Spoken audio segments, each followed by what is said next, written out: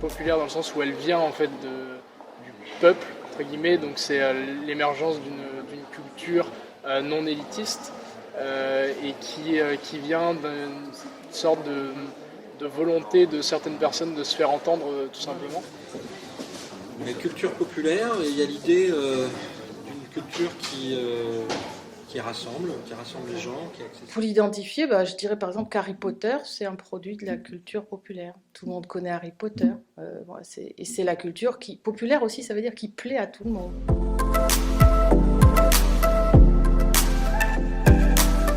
La démocratisation, c'est amener des gens, XY, à la rencontre d'œuvres d'art. Et moi, je trouve ça super limitatif. Et en plus, infaisable. Si on considère que la culture, c'est la démocratisation de la culture, il faudra amener par wagon entier tous les gens à rencontrer ce que certains ont défini comme étant les œuvres qu'il fallait voir. Déjà, là, moi, ça me pose problème.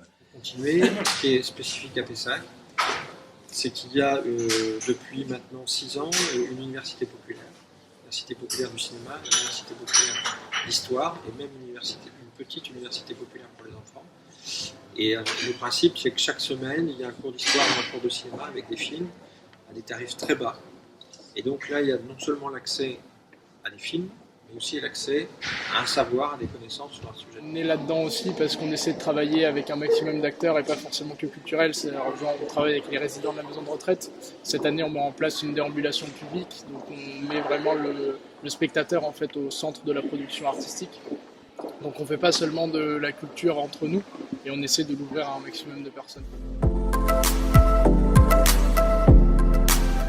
Et puis, c'est les éléments aussi diversifiés liés à l'immigration, avec tous ces contacts-là qui s'enrichissent, qui donnent des formes artistiques mêlées et très riches, plus la culture savante qui rentre là-dedans.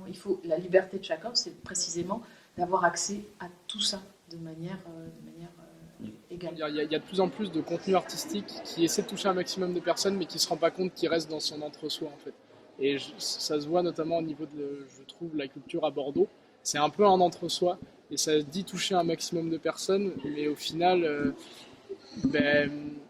pas tellement. Alors je pense que l'enjeu réel, ça va être premièrement de faire que les acteurs culturels bossent entre eux, et pas forcément les compagnies de théâtre, indépendamment de, par exemple, l'art plastique, la scène de l'art plastique, indépendamment du cinéma aussi, etc. Ça, je pense que ça va être un premier enjeu.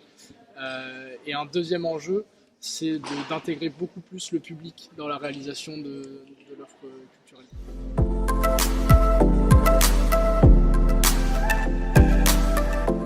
On ne fait pas une offre populaire.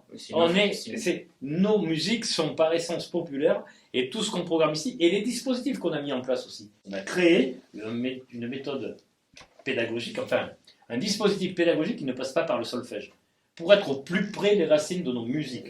Nous venons de parler des pratiques culturelles, de l'accès à la culture.